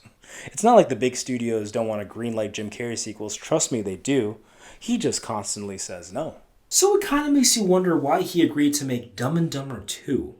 2014 does mark the 20-year anniversary from the original, and probably the idea of getting to reunite with the old Dumb and Dumber crew was too exciting for him to reject. Because it definitely couldn't have been the script that convinced him, because this movie, Jesus. What'd I tell you about taking the Lord's name in vain? Oh, sorry, Colonel. Oh, where to begin? You know, the comedy style of the Farrelly brothers was very refreshing in the first Dumb and Dumber. But to try to replicate that magic 20 years later in a sequel, it just wasn't going to fly. I mean, 2014 is such a different world, and comedy has changed so much since 1994. Even in 2025, once again, comedy and the world has changed a lot over the past decade since Dumb and Dumber 2 came out. So on several different levels, Dumb and Dumber 2 just doesn't work as a movie. One of my biggest problems with that is Lloyd, so this is actually the perfect segue to talk about Jim Carrey's role here. Lloyd's big motivation for everything is that he's trying to get with Harry's 22-year-old daughter. Now, that age gap is just insane. I'm pretty sure Lloyd's age is supposed to be the same as Jim Carrey's in real life, so when they were shooting the movie, it was like 51. So yeah, 30-year gap. I just can't ignore that. It's hard not to think about that during this. Look, some of you may say, like, who cares? It's just a movie, right? And to that I say, you're right, it is, but it is also still based in reality. And also, the age gap isn't ignored. They call it out as a gross thing for Lloyd to be doing. So if the writers don't ignore it, then why should I? If we're talking about age gaps with something like Yes Man, that one I honestly don't even mind. Between Jim Carrey and Zooey Deschanel, it's like an 18-year difference, which is still pretty big. But for a 2008 movie, I can look past it. But to do another one with Jim Carrey in his 50s and the potential love interest is 22, like, come on, dude. It is worth mentioning that the actress who played Penny was 29 years old in real life when shooting the movie, but her character is supposed to be exactly 22, so it's kind of an irrelevant point. But besides that, for the most part, I think this film isn't funny. I do love the continuous Rhode Island references, though. It reminded me that I haven't had Haven Brothers in years at this point. Look, there goes the bridge that's been under construction for several years at this point. Ooh, yes, Providence. Yes, the blue bug again, yes! The scene I'll highlight is, I guess I'll go with the opening scene. It is funny to see Jim Carrey being pulled out of his wheelchair and dragged on the ground by his dick. So unfortunately, Dumb and Dumber 2 is a big old disappointment, and honestly kind of proves Jim Carrey right about being against sequels.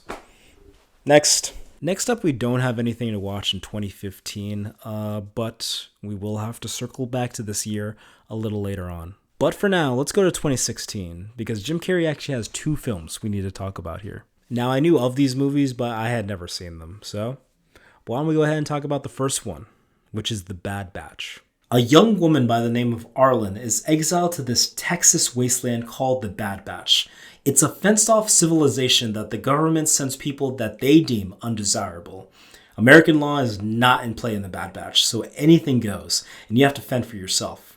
Arlen is pretty quickly kidnapped by cannibals, and they immediately cut off one of her arms and one of her legs. So she spends the rest of the movie trying to reunite a missing daughter to her father and finding her place in the Bad Batch. I'm just going to say this now. This movie actually sucks cock. Like, I just had such a bad time watching this. The pacing is weird, very little dialogue, and I think it spends time weirdly between the empty spaces. I just don't think the movie knows what it wants to say. Also, Google wanted to refer to this film as a horror/romance, which I have no idea why. This ain't Hard Eyes. The Wikipedia page, however, does call it a dystopian thriller, which is definitely more accurate. And I just need to ask this. How the hell did the filmmaker convince actors like Jason Momoa, Jim Carrey, Keanu Reeves, Diego Luna, and Giovanni Ribisi to act in this movie? Especially considering Jason Momoa and Keanu are the only ones with bigger roles in this. The other three are barely in it. That has to be him. That's him for sure. Oh. He's not going to say anything. Come on. Say something. Which brings me to Jim Carrey, who plays the hermit character here. Honestly, this is kind of more of a cameo, and he doesn't really say any dialogue ever. All the hermit really does here is point in the direction that Jason Momoa needs to go in, and then later on he nurses Momoa back to health after he nearly dies. The scene I'll highlight is when the hermit wants Momoa to draw him and then he'll help him out. Strange that that's all the hermit wants, but honestly, it's the only funny part of the movie. And of course, Jim Carrey is going to be the one to deliver it. That's all I really have to say about the film. Not the audience for it. It's not for everybody. Don't watch The Bad Batch next. And now we got a film called Dark Crimes. Sorry to all the Polish people watching. I'm going to butcher this name. Tadek Paczrak is a Polish officer who obsesses over a murder case that was never solved. He becomes suspicious of an author who released a novel that details a murder that sounds a lot like this cold case. Tadek soon makes clear that he is willing to do anything to catch this killer. Jim Carrey plays our lead Tadek here, and this is definitely a very different kind of character for him. Tadek is this reserved, obsessive, dark person. Also, I like the buzz cut and full beard look for this character. He also does this Polish accent in the movie, and I confused it as an Irish accent at first, but then I realized that the story takes place in Poland, so it's a little rough in tiny amounts, but overall passable. I do wonder, when Carrey is doing these serious movies, is he still being funny and doing bits when they're not shooting? Because it's either that, or he's doing the Andy Kaufman thing where he's in character at all times, goes method, and doesn't get out of it until they finish filming. I think Dark Crimes is simply fine. You know, it's not amazing for sure, but I don't think it's as horrible as some may think. And I do think playing this serious, hard-boiled detective in a noir makes for a cool addition in Carrey's catalog. There are definitely a couple surprises I wasn't expecting in this movie, and definitely that ending gives it the extra oomph that I had been waiting for during the duration of it. The scene I'll highlight is towards the end, when Tadek discovers that his mom had died and is lying on the floor in her home. He had promised her she wouldn't die alone, and I think Jim Carrey does a really good job breaking down and sobbing after discovering a tragedy like that. Overall, like I said, this movie's okay. I like the dark Poland aesthetic, and I do think it's cool that Jim Carrey gets to play a character like this in a story like this. So next! Alright, the next movie is... Oh... Wait. That's it for the 2010s. Wow. Yeah. So if it isn't painfully obvious, having only done 6 movies in this decade, and also the fact that all 6 of these movies aren't even really that good, Jim Carrey's career took a huge dive. 2017, he did appear in the Netflix documentary discussing the behind-the-scenes of Man on the Moon, but we already went over that, so no need to reiterate any of my thoughts with that one. And in 2018 through 2020, Jim Carrey starred in a television series called Kidding that was made by Showtime. In the series, Carrey plays a character named Jeff Pickles, who was famous for his puppet television show. He's a Mr. Rogers type. But then Jeff's family implodes and his life starts to take a downward spiral. They made 2 seasons, and because it's a show and not a movie, I did not watch it for this marathon. But surely there must be some reason for why Jim Carrey is doing less and less movies and stepping away from comedy in general. To be honest with you guys, there actually is a pretty big reason. You see, in September of 2015, Jim Carrey's girlfriend, Catriona White, had died from suicide. She had just turned 30 years old. And of course, rest in peace, Catriona White. And we don't have to get too much into this. I'm only bringing it up because this was just such a huge tragedy in his life. Not sure if this started the depression or just made it so much worse, but it just clearly affected his acting career overall. So much so that it sincerely looked like Jim Carrey was going to retire and walk away from Hollywood altogether. That is until a certain blue little hedgehog ran into his life. You are ready and able to do beautiful things in this world. You will only ever have two choices, love or fear. Choose love, and don't ever let fear turn you against your playful heart. We now go to 2020's live-action film, Sonic the Hedgehog. Sonic is forced to flee from his world after the echidnas attack him and an owl named Longclaw. Sonic then spends the next several years on Earth hiding in a little town called Green Hill. Once Sonic gets the attention of the government and Dr. Robotnik, Sonic enlists the help of Green Hill's Sheriff Tom, and together, the duo travel to San Francisco to get Sonic to safety. Jim Carrey plays our main antagonist, Dr. Ivo Robotnik. Or Eggman, whatever floats your root beer. Sonic the Hedgehog ended up being Jim Carrey's second biggest opening weekend, only behind Bruce Almighty. Leading up to this film's release, I was excited for several reasons. I'm really into the Sonic video games. Sonic's redesign looks really good. Ben Schwartz was cast as the voice of Sonic. And of course, the reason we're all here today, this movie was the return of Jim Carrey at his Jim Carreyest. The way he's playing Eggman, he's wacky, he's over the top, he's dancing, he's jeering at everybody. It's perfect. Perfect. Now, Jim Carrey has played a few villains in the past, but Robotnik is unique compared to the other ones. He's a genius, he has a robot army, and his sworn enemy is the fastest blue hedgehog around. I do think the first Sonic movie is the weakest out of the three. Really because, you get this video game character whose whole thing is running and being the fastest thing alive. So your idea for the first movie, and maybe the only movie you get with him, is to write this road trip buddy comedy, and you're going to have this fast character for half the movie stuck in a car. The scene I'll highlight will have to be Jim Carrey's first scene here. He makes a grand entrance that honestly feels like it's intentionally like, oh yeah, Jim Carrey is back. And don't even get me started with his dynamic with the Major. He's so unnecessarily rude, and I love it. Carrey immediately shows that Robotnik is not a guy you want to screw with. Overall, I acknowledge that this movie isn't the greatest, but it does hold a special place in my heart. Not only because it brings classic Jim Carrey back to us, but, he gets to team up with comedian Ben Schwartz, someone who I've been a fan of and I've known ever since his days shooting in College Humor sketches, to being in Parks and Rec, and to now doing voice work for big stuff like Sonic. In many ways, I considered Ben Schwartz the modern day Jim Carrey when it comes to the wackiness, the zaniness he brings to his roles. So it was just really cool getting to see those two worlds collide in Sonic. Oh, if they only got to do it again. Which brings us to 2022. Jim Carrey's next big movie is the squeakquel, Sonic the Hedgehog 2. While trapped on the mushroom planet, Dr. While trapped on the mushroom planet, Dr. Eggman has a run-in with Knuckles the Echidna. The two team up and travel to Earth to hunt down Sonic. Sonic is rescued by a yellow fox named Miles Tails Prower. After discovering some information that Longclaw left behind, Sonic and Tails are in a race to find the Master Emerald before Knuckles and Robotnik can.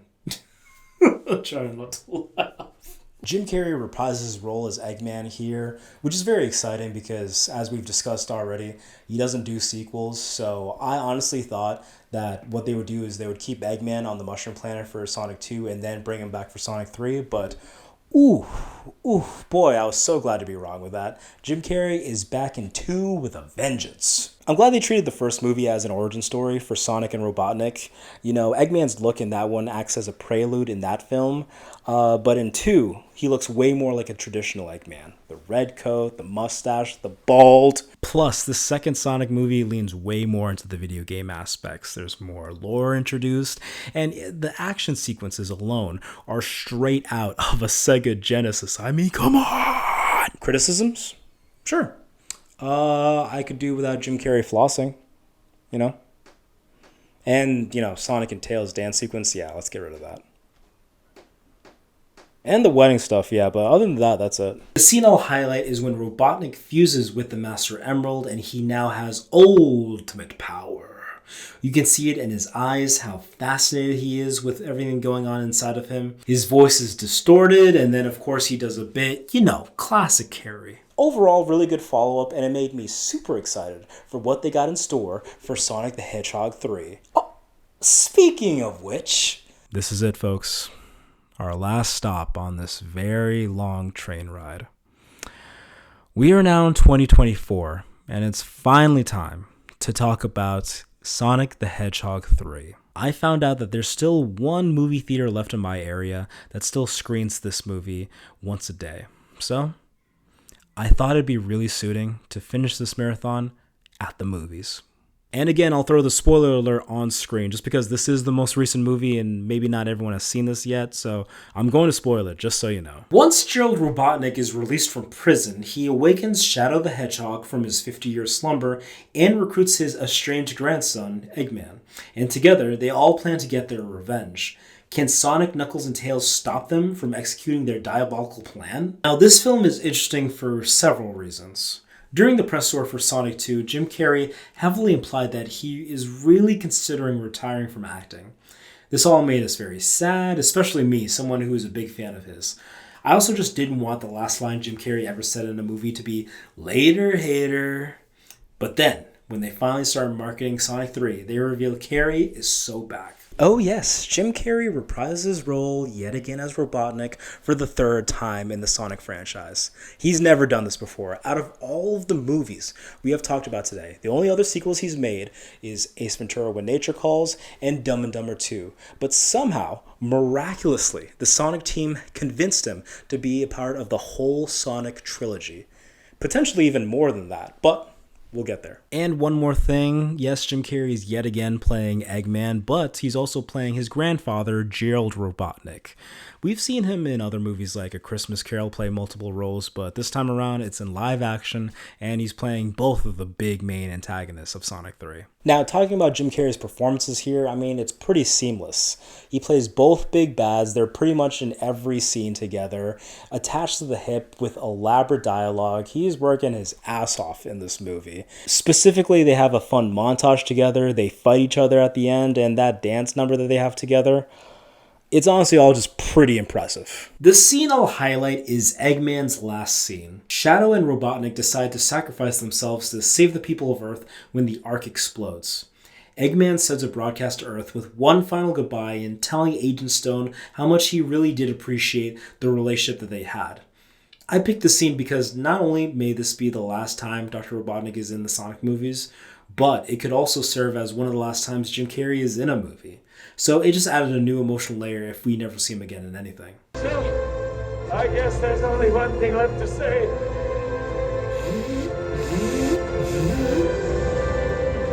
It's been a real drag. Thanks for nothing.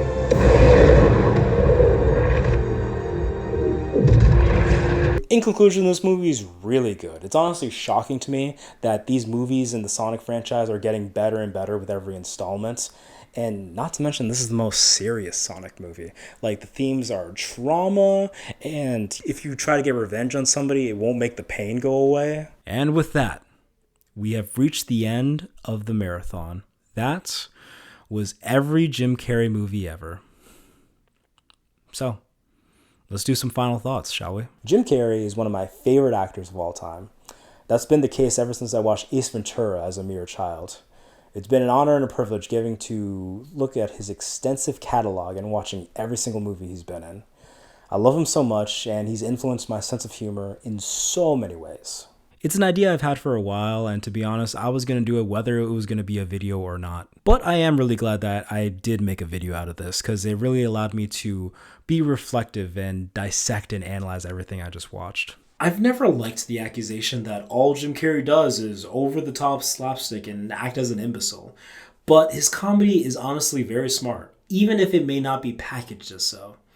And not to mention, he has plenty of films like The Truman Show and Eternal Sunshine of the Spotless Mind that show his true acting range and how far he can take genuine emotional performances. Another huge reason I wanted to do this, because if he really was going to retire after the rumors that were circulating, I do feel like someone should do a career retrospective, so I took it upon myself to do it. But it looks like we don't have to worry about that just yet. During the Sonic 2 press tour, it really looked like he was going to retire, but in the Sonic 3 press tour, he was singing quite a different different tune. He kept saying during the Sonic 3 stuff that he was only doing it because he really needed the money. I personally think he was joking when he said that, but I have seen some people run with that narrative. I'm working the street in Hollywood again, just like the beginning. Just like the very film. Let's start some rumors, shall we? I love it so much. Not only that, but Carrey shockingly seems open to doing The Mask 2 or even Grinch 2. He used to be very anti-squeakquel, but I think being part of the Sonic franchise taught him that squeakquels aren't a problem as long as the scripts are good. I think he just really is against cash grabs and will only do it if the filmmakers are doing justice for the characters. So, with that being said, he says he's down to come back for Sonic 4 as long as the script is good. Also, I did notice on his IMDb, there's a film called Evergreen Pines and the Fading Summer, and it's currently in pre-production. I'm sure we'll hear more about that movie within the next couple of years, so it sounds like the man is not done just yet. It is a little bittersweet to end this marathon, just because Jim Carrey movies just became a part of my daily routine for a month.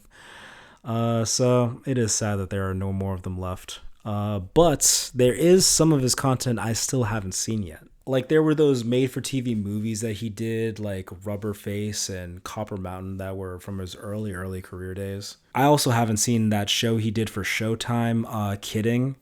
So that's going to be cool for when I get to see that for the first time at some point. And with that, thank you guys so much for watching. I have no idea what the final runtime for this is going to be. Make sure to like, comment, subscribe. I'm definitely interested in doing more of these videos in this format, so let me know in the comments which actor I should pick apart next. Definitely want to do a Robin Williams one at some point, so I am working on the next one, but it's not actor-based. You'll see what I mean when it comes out. And I also stream on twitch.tv/Pinkamous. Here is the date and time for the next stream. And I'm talking about that because we will be ranking all these movies that I talked about today. You've already heard me babble on and on about what I thought about all these movies, but in the tier list stream, we will actually be ranking from best to worst every single one of these movies. I'm very excited for this stream, so definitely tune in. Oh, and if in case I don't see you, good afternoon, good evening, and good night.